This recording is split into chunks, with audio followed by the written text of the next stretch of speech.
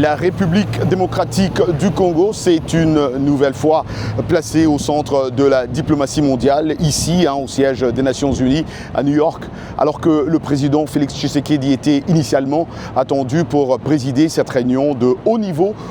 du Conseil de sécurité organisée dans le cadre même de la présidence congolaise. C'est finalement la ministre d'État aux Affaires étrangères, Thérèse Kai-Kwamba-Wagner, qui a représenté le chef de l'État et conduit la délégation congolaise tout au long des discussions. Un message central s'est dégagé, la transition mondiale vers les énergies propres et les nouvelles technologies ne peut plus continuer au détriment des pays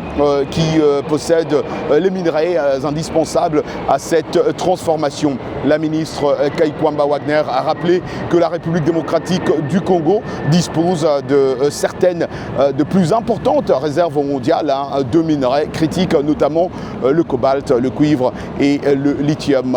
des ressources essentielles à la fabrication de véhicules électriques, au développement de l'intelligence artificielle, aux énergies renouvelables et aux technologies modernes. Mais elle a également souligné que ces mêmes richesses alimentent depuis plusieurs décennies les violences, l'exploitation illégale et l'installation même dans l'est de la République démocratique du Congo. La délégation congolaise a donc appelé la communauté internationale à renforcer les mécanismes de transparence, de traçabilité, d'approvisionnement, allais-je dire, responsable aussi, et de responsabilisation au sein des chaînes mondiales d'approvisionnement en minerais. La situation sécuritaire dans l'est de la République démocratique du Congo a également occupé, comme vous pouvez bien sûr l'imaginer, une place importante dans les discussions. Plusieurs États membres ont affirmé leur soutien à la mise en œuvre des accords de paix régionaux et ont appelé à mettre fin à l'exploitation illégale des ressources naturelles congolaises par les groupes armés. Kinshasa a également insisté sur le fait qu'une paix durable ne pourra être obtenue sans justice économique, estimant que les populations locales doivent enfin bénéficier des richesses produites sur leur propre territoire. Pour la République démocratique du Congo, cette rencontre représentait donc bien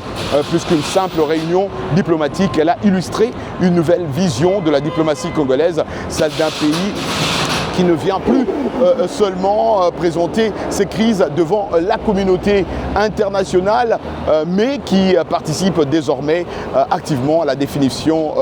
des solutions concernant la paix, la sécurité, le développement durable et la gestion même responsable des minerais stratégiques. Alors que la République démocratique du Congo poursuit sa présidence, allais-je dire, du Conseil de sécurité des Nations Unies, cette réunion a confirmé sa volonté de transformer ces richesses naturelles en instrument de paix plutôt qu'en source de conflit. Roger Moutou au siège des Nations Unies pour Real Media Network.